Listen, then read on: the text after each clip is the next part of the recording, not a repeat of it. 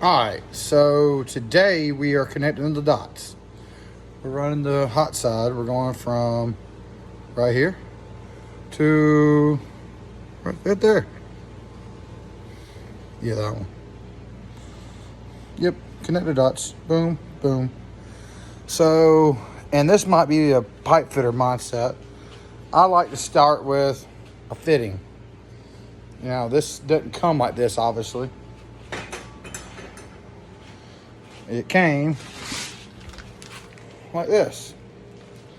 Now, that may just be my mindset because in my professional industry, when you buy fittings, when you're building pipe systems, you actually get fittings, pre-cut, pre-beveled. Yeah, you gotta clean them up a little bit, but yeah, they're already done. But, so I like to take this fitting, and I like to sit here and try to just kind of stick it up there and see how I'm gonna run, how I'm gonna connect the dots. I'm gonna run from there to there. And after a little while of trial and error, I'll start getting pretty close. So after a little while, you know something, where you're sitting here like this, going, oh, that ain't gonna work. All right, now hold on. Well, it's getting pretty close. But the angles are a little messed up. They're not, not really lining up right. So you start rolling it. And the good thing about these little clamps is a lot of times you can kind of stick it there and leave it alone.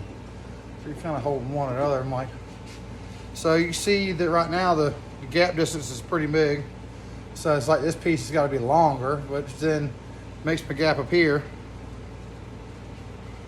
bigger. And so you start playing with more and more, and there's never uh-oh or oopsie or I messed up, because it gets used on the next part. For too long. You know, with other pieces, they're longer and shorter and everything else. And you're gonna shove them in there. Stay. And you're gonna shove it in there and go, okay, hold on, we get pretty close here now. Let's see. Oh yeah, that was pretty damn close. So, once you got it like that, where it's pretty close, you can always trim a little bit here and there. But you know what they say, a good welder can pick up for that. So you get it where it's like that. So that right there is gonna work. That's gonna go from point A to point B, and there ain't no ginormic gaps. There's a couple little bit here and there. So you got your piece. What I like to do next is take my Sharpie. So I get it back where I wanted it, kind of roll it around a little bit, get it to where it fits up nice and pretty. And I take my Sharpie and I'll put two lines on it. And I guess I'll do it on this side so y'all can see it. I'll do two lines. That way, I'll get Sharpie on the face. That way when I take it back off the car, I can literally sit here and just, line them up. And then you do your 2, 3, 4 little tacks. Stick it back up there and double check it. Make sure it's gonna fit. And I do not like cutting tacks, but the reason why we tack it is so if we do have to cut it, ain't a big deal. All right, so I'm over here and I have a habit of cutting the machine and the gas off every time. And most of the time I'll try and clean up like I'm supposed to, but sometimes I don't. So I move clamps, I move wires and cords, because I hate walking on wires and cords. I'm sure people can agree with that out there that do this kind of stuff. Alright, second thing, make sure you got the right fill material, weld wire. Now I'm using 70S6 because somebody had to go cheap and buy carbon pipe. Not naming names.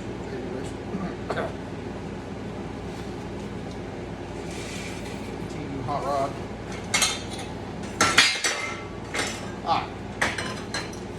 sketch pieces. Literally gonna sit here and kind of line them up, line your dots, connect your marks, and the more marks you put on, the more you connect it, but obviously you can't go a little too crazy. So that right there, I got them pretty much lined up where they need to go. So I'm gonna take that TIG rig, where I'll put it up, make sure the machine's done all right. I'm gonna get you a little tack on there. What's that? One tack. Make sure it's pretty good on the other side. Now I try to go to 180 degrees.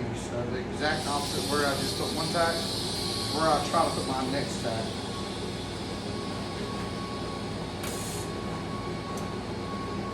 There you have it. I am just skin tacking. And what I mean by skin tacking is without any fill material, any wire going back in it. Just get a quick little tack. So after you've cut a pack of parts 16 times and got it where it fits right, yeah, it fits like a glove. So now's when you need that third hand I was talking about. Beer assistant, your buddy who owns the damn cars over here and goes, okay, I'll hold it. Yeah, neither of which I have at the present moment in time. So now we gotta get smart and do some hoodoo shit. Yeah, we get back with that. Oh yeah, and whenever you get these little things, most of the time they're stainless, and stainless has a bad habit of galling. So first thing you do, take that out, you don't need them. Take that out. Never seize. Always, always, always. And you ain't got to use much. Dab it, do you? Get some never seize on it. Trust me. Remember, kids, when in doubt, cut it out.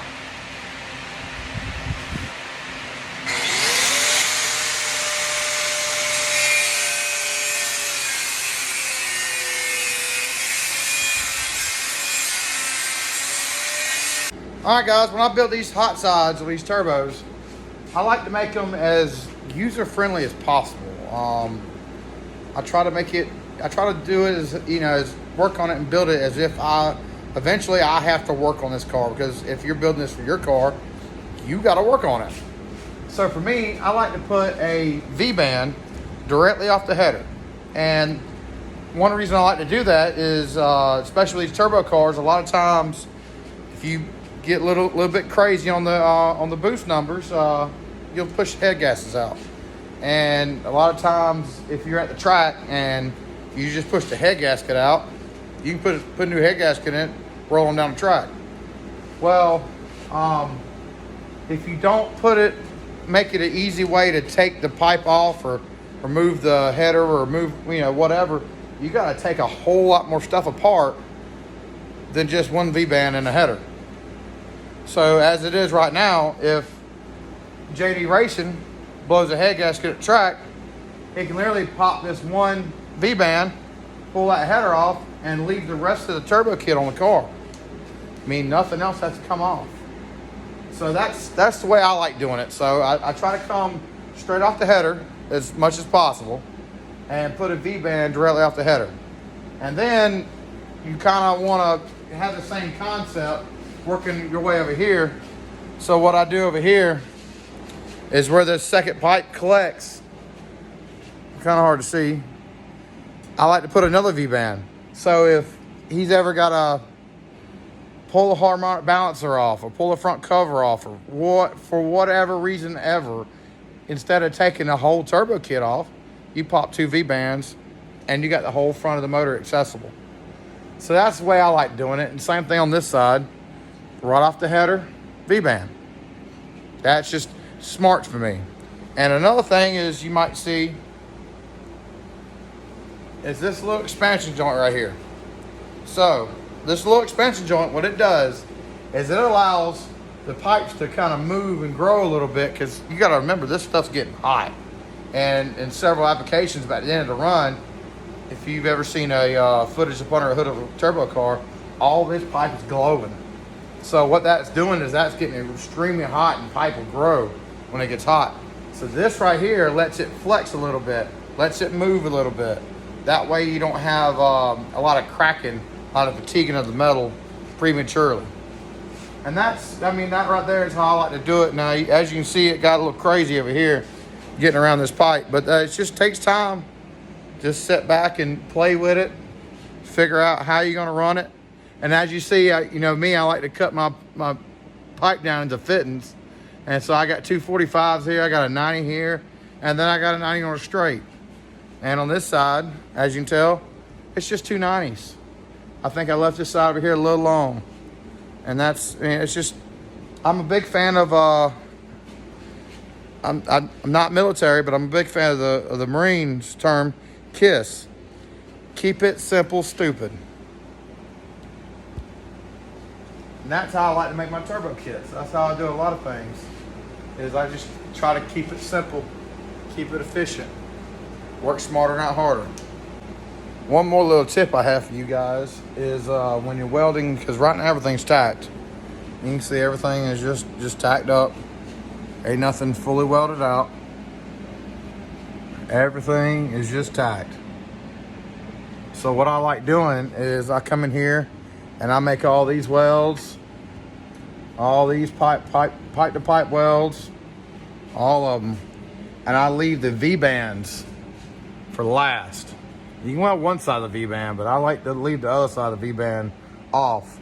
And what that lets you do is when you get done welding everything, and everything's got a chance to expand and pull and move and do what it's gonna do, that allows you to, when you go to put it back up there and it doesn't fit, because it never does, because it always moves, that allows you to cut a couple tacks and reposition it, put it back in there. That way you get that satisfying when it goes together, when you got it right.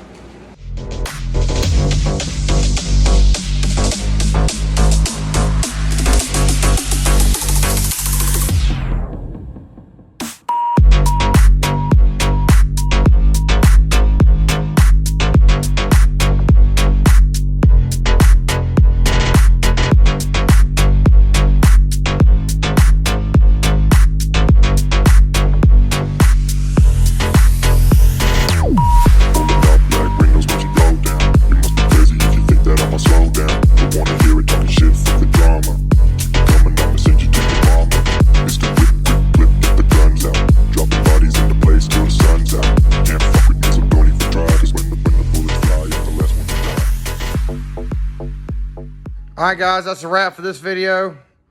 We got the hot side all welded up. Next week, we're going to talk about wastegate and wastegate placement. And maybe a little bit of cold side. Maybe.